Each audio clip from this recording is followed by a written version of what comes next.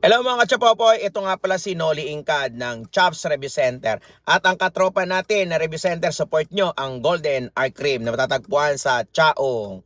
Okay, mga Batangas, Laguna, tsaka yung Quezon, enroll kayo dyan. So anyway, may tanong tayo dito. The symbol indicating start of polygraph examination in data collection is, so X and XX, tanggal na yan. Alam nyo na ibig sabihin yan, syempre. XXX, tanggal na rin yan. O, bawal yan ha. Pati yung X videos, tanggal na rin yan. Dalawa na lang yan, X at saka yung D na XX. So, ano may pagkakaiba ng dalawa na yan?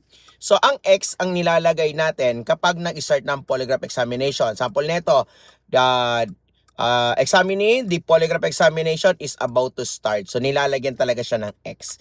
Tapos, ano naman yung XX?